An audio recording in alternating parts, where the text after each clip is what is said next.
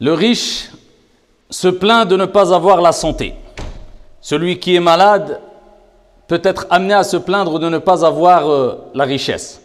Celui qui a du temps libre se plaint de n'avoir rien à faire.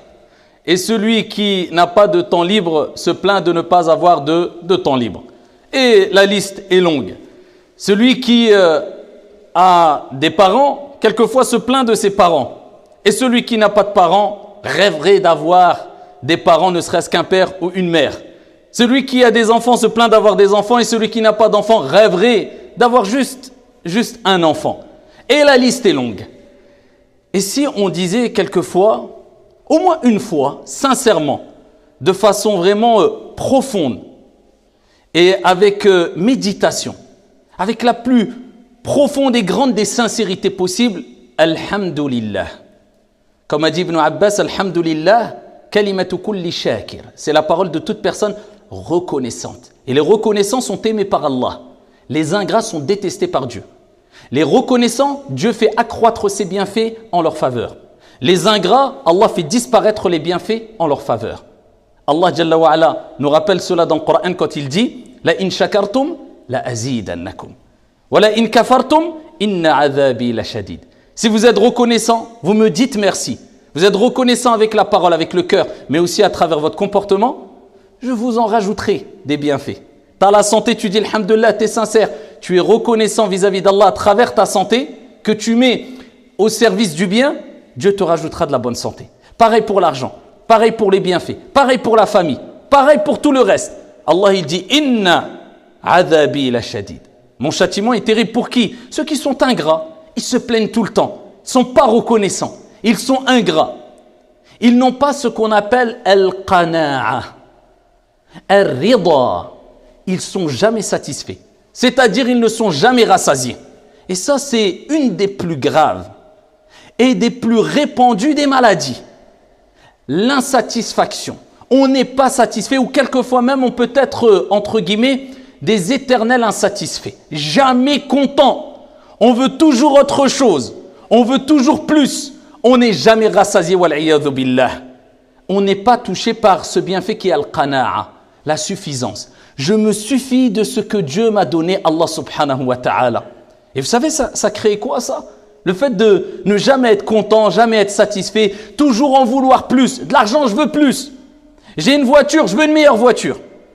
J'ai la santé, j'aimerais être éternel, entre guillemets. Maintenant, ça donne des idées à certains, hein, cette question-là.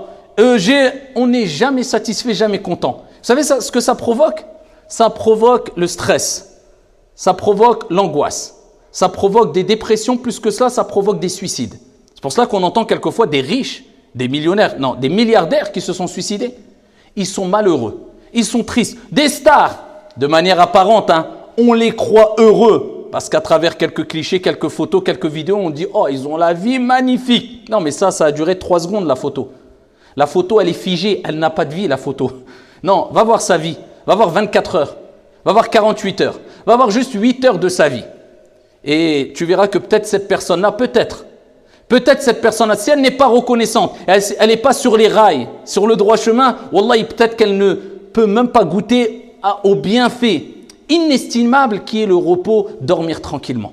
Il est obligé de prendre des somnifères, il n'est pas bien, il est seul, il angoisse, il n'a pas d'amis sincères, il n'a pas... La vraie vie, le vrai bonheur, wallah, il est dans le fait de rechercher la satisfaction concernant tout ce que Allah t'a donné. Alhamdulillahi ala kulli hal. Louange à Allah dans toutes les situations. C'est comme ça qu'était le prophète alayhi salatu wassalam. Et dans la satisfaction, il y a le repos intérieur, le repos du cœur. Raha, peu importe ce qui t'arrive, wallah, tu es toujours apaisé. Tu n'es jamais stressé, qu'est-ce qui va m'arriver, il y a quoi, je me sens mal au fond de moi, je me sens sale et je me sens mal et je... Tu es toujours bien, alhamdulillah. Preuve en est Ibn al-Qayyim, rahmatullahi alayhi, ce grand savant des cœurs. Regardez ce qu'il dit. Il dit, ar-rida, la satisfaction, être satisfait de ce qu'Allah t'a donné. Et remercier Allah et te contenter du peu, al-qana'a. Ce que Allah t'a donné, je me contente de cela. Il dit, c'est le repos des adorateurs et le paradis de ce bas monde. Je répète, il dit, c'est le repos des adorateurs. Tout le monde cherche le repos, hein. Wallahi, même si tu es riche, tu cherches quoi? À être bien, à être tranquille, Allez, tranquille, c'est cela. Mais quelquefois, ça ne s'achète pas. Et souvent même, ça ne s'achète pas avec de l'argent. Ça s'achète autrement, à travers la satisfaction. C'est ça le prix du repos. À travers la reconnaissance vis-à-vis d'Allah. À travers la rectitude. À travers l'istiqama, la rectitude. Ibn al-Qayyim, il dit, eh bien la satisfaction, c'est le repos des adorateurs et le paradis de ce bas monde. C'est en conformité avec ce que le prophète alayhi salatu wassalam nous a dit. À titre d'exemple, rapporté par Muslim, le prophète alayhi salatu wassalam nous dit ذَاقَ طَعْمَ الْإِيمَانِ مَنْ رَضِيَ بِاللَّهِ رَبًّا وَبِالْإِسْلَامِ دِينًا وَبِمُحَمَّدٍ صَلَّى اللَّهُ عَلَيْهِ وَسَلَّمَ رَسُولًا. À goûter à la douceur de la foi. Allah. Vous avez vu la foi, quelquefois on sent notre foi qui augmente. Malheureusement, ça dure quelquefois juste 4 secondes ou 10 secondes. Après, vous savez, construire sa foi, augmenter sa foi, c'est très difficile. Amma la détruire, wallahi, c'est facile. Va fréquenter un groupe de personnes égarées, va dans une ambiance malsaine, je te donne maximum 1 minute. Tu as détruit peut-être le travail que tu as fait pour augmenter ta foi pendant 2 semaines, si ce n'est plus. C'est très facile. Donc construire, c'est dur. Préserver sa foi, c'est dur. Faire augmenter sa foi, c'est très dur. C'est un combat journalier. Pour ça, le prophète a dit Al-Mujahidu man jahada nafsah. Le combattant, c'est celui qui combat son âme. C'est extrêmement difficile. Par contre, détruire sa foi, c'est en un claquement de doigts. En un clin d'œil, t'as fait exploser ta foi. Ta foi, elle est diminuée. Eh bien, le prophète alayhi salatu wassalam, il nous dit ذَاقَ طَعْمَ الْإِيمَانِ, à goûter à la douceur de la foi. Il dit مَنْ رَضِيَ بِاللَّهِ رَبًّا, celui qui a été satisfait de Dieu d'Allah comme Seigneur. Mais c'est en le prouvant. C'est-à-dire, tu ne te plains pas, tu dis Alhamdulillah, tu es satisfait d'Allah. Regardez, on parle de quoi? Satisfaction. Et il dit, et il est satisfait de l'islam comme religion. Mais il prouve cela. En étant satisfait, il l'accepte. Donc, tu es satisfait de l'islam comme religion et du prophète Mohammed alayhi salatu wassalam comme envoyé. Donc, ça veut dire que tu suis les enseignements du prophète alayhi salatu wassalam. Là, on peut dire que tu es satisfait. Tu es quelqu'un qui n'est pas ingrat, reconnaissant. Eh bien, à ce moment-là, tu vas goûter à la douceur de la foi. À ce moment-là, tu vas goûter à la douceur de la foi. Plus que cela. Wallahi, la satisfaction te fera gagner le paradis auprès du prophète Mohammed alayhi salatu wassalam. Qui n'aimerait pas voir le prophète alayhi salatu wassalam? Qui n'aimerait pas donner la main au prophète alayhi salatu wassalam? Qui n'aimerait pas rentrer au paradis avec le prophète alayhi salatu wassalam? Rapporté par At-Tabarani avec une chaîne de transmission authentique, le prophète alayhi salatu wassalam a dit celui qui dit tous les matins. Donc, quand on dit le matin, c'est entre le fajr et le shuruq. Entre le fajr, la prière de l'aube, et shuruq. Donc c'est le moment où on fait les invocations du matin. Raditu billahi rabba, wa bil islami dinan, wa bi Muhammadin sallallahu alayhi wa sallam nabiyyan wa rasula.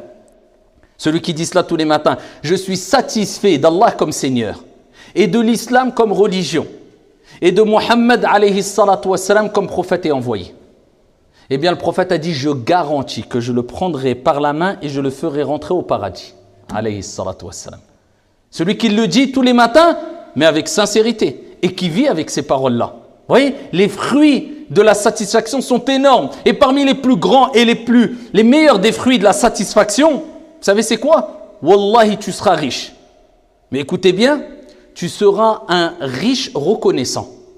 Parce que ce qui nous importe, même si on parle au niveau du matériel, c'est pas d'être pauvre ou riche, c'est d'être reconnaissant.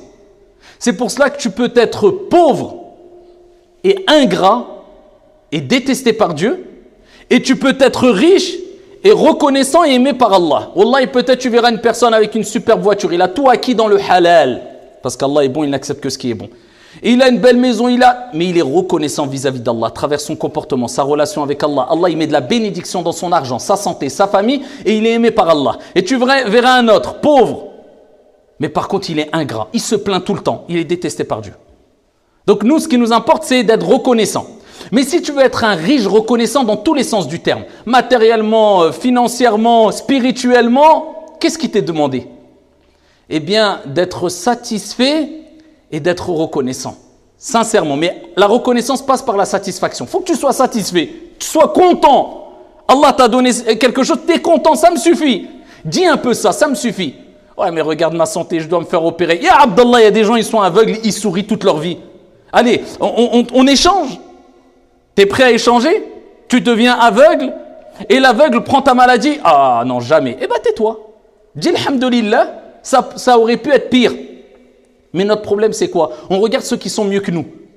Et là, on comprend mal les choses. Regardez le prophète ce qu'il nous dit. Dans les choses de la religion, dans les choses positives, regarde ceux qui sont meilleurs que toi. Ils vont te tirer vers le haut. Mais par contre, quand tu as des épreuves hautes,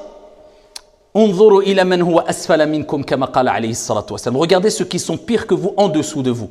Cela vous poussera à être plus reconnaissant vis-à-vis d'Allah. Tu as un problème de santé, regarde celui-là qui miskin, il est handicapé à vie.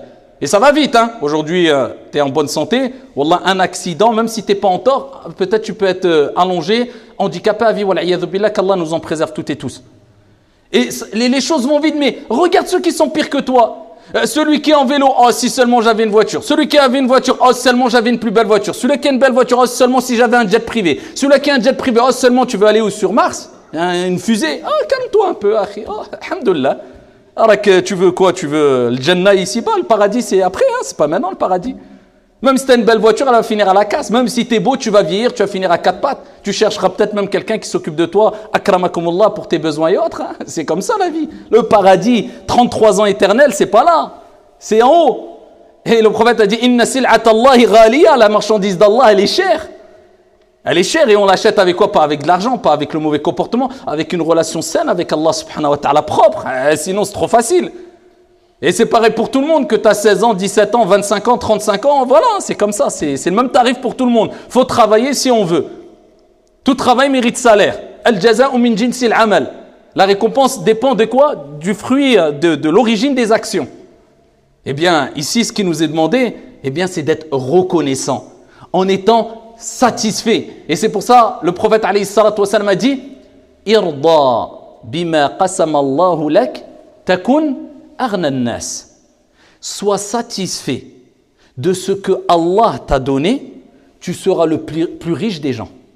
Tu seras le plus riche. Pourquoi? Parce que imaginez-vous quelqu'un qui a un salaire, on va dire, il touche 1000 euros. Mais lui, il est satisfait et se contente de ces 1000 euros. Lui, il va gérer sa vie par rapport à ces 1000 euros. Il va dire alhamdulillah. Donc déjà, il est prédisposé à vivre avec ces 1000 euros. Et en plus de cela, Allah lui rajoute la bénédiction dans son argent, dans ces 1000 euros. Il pourra faire des choses avec 1000 euros que d'autres avec 2000 euros ne feront pas parce qu'ils ne sentiront pas leur argent, parce qu'il n'y a pas de bénédiction, il n'y a pas de baraka, parce qu'ils se sont plaints. Ou ils les ont acquis de manière illicite. Le jour où il aura 1500 euros, est-ce qu'il va se sentir extrêmement riche? Bah oui, parce que lui, il était habitué à se contenter du peu. Mais quand on met trop la barre haute tout le temps, eh ben voilà, on n'est jamais content. Ouais, mais j'ai que 1500, là, il touche 10 000 euros. Et Allah khalas prend 10 000 euros. Ouais, mais 10 000 euros, regarde, j'ai les impôts et après, il va me rester ça. Et demain, je ne sais pas ce qui va m'arriver. Donc, il faut que je mette de côté. Khalas, mets de côté Assidi. Après, il va mettre de côté. Oui, mais maintenant, même si je mets de côté, il y a mes autres enfants. Et tu seras, vis au jour le jour. Aujourd'hui, tu as quoi? De toute manière, tu touches 30 000 euros. Ou tu touches 1000 euros. L'eau que tu vas boire, ça ne sera pas la même eau. Le ta'am que tu vas manger, le bessar que tu vas manger, ça ne sera pas le même bessar. Et douez que tu vas manger, le hamid djaj que tu vas manger, le poulet, ça ne sera pas le même poulet. Ça sera le même. Tu vas shba à un moment ou à un autre. Dans ton ventre, tu remplis que du pain, tu n'auras plus faim. Donc voilà, il y a des plaisirs en plus, oui. Je ne dis pas qu'il ne faut pas chercher à avoir de l'argent ou gagner de l'argent. Non, mais pour vous dire, c'est ça le qana'a. Je suis riche, j'ai des millions, alhamdulillah. J'ai pas, alhamdulillah. J'ai la santé, alhamdulillah. J'ai pas la santé, alhamdulillah. Et je n'essaye pas de transgresser pour avoir plus que ce que Dieu a décrété pour moi. Ça, c'est la satisfaction. Sinon, on va tomber dans quoi? Dans quoi sont tombées beaucoup de personnes? L'ingratitude, toujours à se plaindre et en vouloir trop. Et ça pousse à quoi? Au mauvais comportement vis-à-vis d'autrui et au mauvais comportement, a fortiori, vis-à-vis d'Allah Azza wa Jal. C'est comme si tu disais, ya Allah, pourquoi t'as donné à lui et pas à moi? Tu te prends pour qui à parler comme ça, ya Abdallah? Peut-être que demain, Allah, il allait t'enrichir. Dieu a ta parole, Dieu a décidé qu'il ne t'enrichirait pas, il va t'appauvrir. Ya Allah, pourquoi tu cherches à aller au-dessus de tes capacités? Pourquoi tu cherches des voies illicites pour avoir autre chose que ce que Dieu t'a décrété dans tous les cas? Et c'est pour cela qu'on trouve ça même maintenant chez les jeunes. Rien d'étonnant. Combien de parents aujourd'hui se plaignent des jeunes adolescents ou des jeunes, même pas adolescents, des jeunes enfants, 7 ans, 8 ans, 9 ans, et des plaintes qu'on n'entendait pas à une certaine époque. Jusqu'à ce que certains nous disent, mon fils me dit même plus merci. Il ne me dit même plus barakallahu fik. Presque il lève la main sur moi. il m'insulte, il hausse le ton. Wallahi, ces choses-là, il y a 20 ans en arrière, on ne les entendait pas. Nous, c'était inimaginable d'entendre ça. Et les... We were in love, that never meant to stay. Some things are real, even when they fade.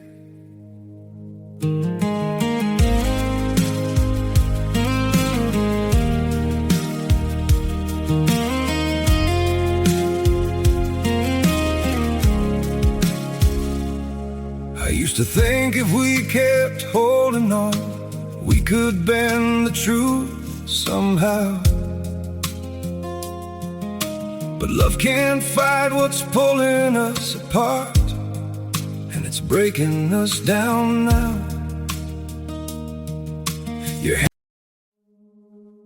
We were in love, that never meant to stay. Some things are real, even when they fade.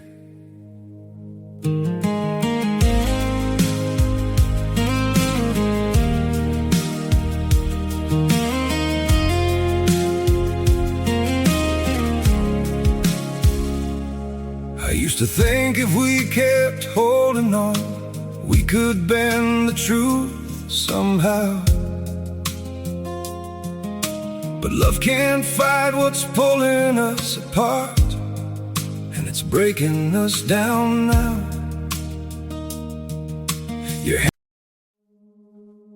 We were in love, that never meant to stay. Some things are real, even when they fade.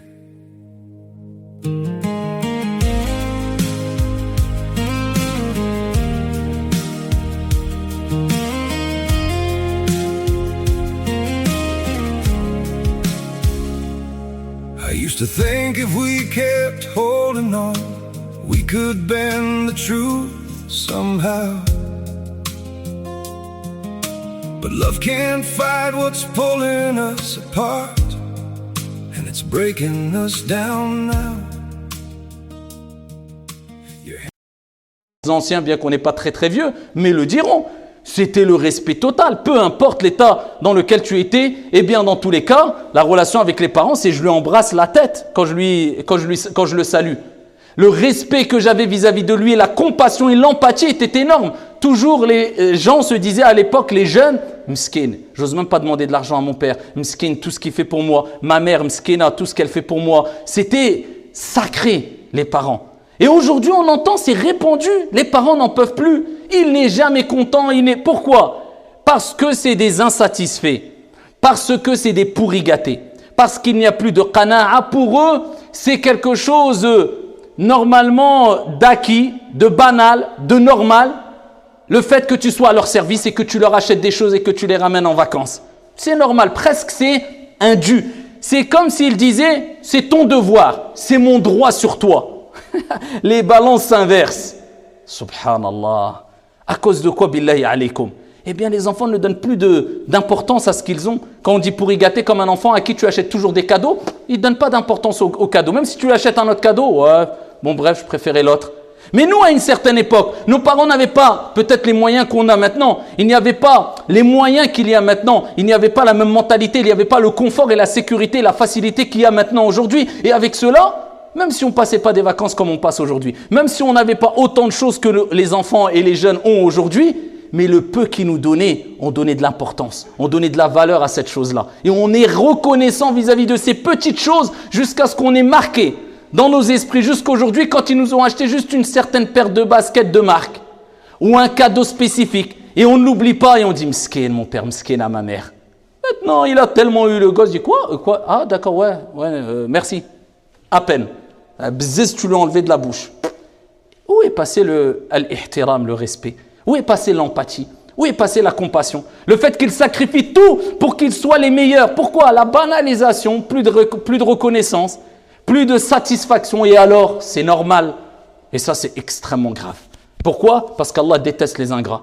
c'est pour cela qu'il est important d'inculquer ça à nos enfants, la valeur des choses. Même si tu veux gâter un enfant, gâte-le s'il le mérite. Mais quand il ne le mérite pas, non. Parce que ça va devenir des insatisfaits. Et ils vont banaliser les choses. Et ça, c'est une maladie grave. C'est même un cancer qui peut tuer l'âme et le cœur du jeune comme de l'adulte. Spirituellement, plus de vie, insensible, le regard vide, aucune reconnaissance. Comme si tu avais devant toi une planche quand tu voulais lui faire du bien. Il ne parle pas, il ne s'exprime pas, rien du tout. Et après? Et ça, c'est grave. Et ça touche les jeunes comme les personnes âgées, comme les adultes, comme moi-même, comme nous toutes et tous. C'est pour ça, al-qana'a, al-qana'a. Et je terminerai juste avec une recommandation du prophète. Regardez jusqu'où le prophète a été. Il dit à Thawban, radiyallahu anhu arda, enfin, il dit à des compagnons. Regardez le prophète, comment il a éduqué les compagnons sur le fait d'être satisfait de ce qu'on a et de ne pas chercher à avoir plus, ou de l'aide, ou compter sur les autres. Non, j'ai ce que j'ai, alhamdulillah. Il dit, celui qui me garantit qu'il ne demandera rien à personne, il se contentera de ce qu'il a, je lui garantis le paradis. Allah. Regardez le niveau d'éducation. Ça ne veut pas dire que c'est haram de demander de l'aide ou demander un service. Mais eux, ils étaient dans le summum. Le prophète, c'est celui qui me garantit. Il ne demande rien à personne. Il se débrouille de manière licite et proprement et il s'en remet à Dieu. Il fait les causes. Il est satisfait de ce qu'il a. Eh bien, je lui garantis le paradis. Thawban, il a dit, moi, ya Rasulallah. Il a dit, moi. Et dans un autre hadith, il est rapporté que Thawban, depuis ce jour-là, il n'a plus rien demandé à qui que ce soit jusqu'à ce que quand il était sur sa monture et qu'il y avait son bâton ou son fouet qui tombait, il y avait quelqu'un qui était à côté du fouet ou du bâton, il ne voulait pas lui demander « donne-moi mon fouet ou mon bâton », il descendait, il le prenait lui-même et remontait sur sa monture. Un petit détail, il disait « je ne demande rien, je m'en remets à Allah, alhamdoulilah, j'ai des jambes, je suis satisfait de mes jambes, pourquoi je vais demander? Je descends, je prends mon bâton, je remonte. » C'est le niveau d'éducation. Maintenant, tu peux m'aider, donne des assistés, les enfants des assistés, les personnes âgées des assistés. À cause de quoi? Pas de qana'a, pas de satisfaction.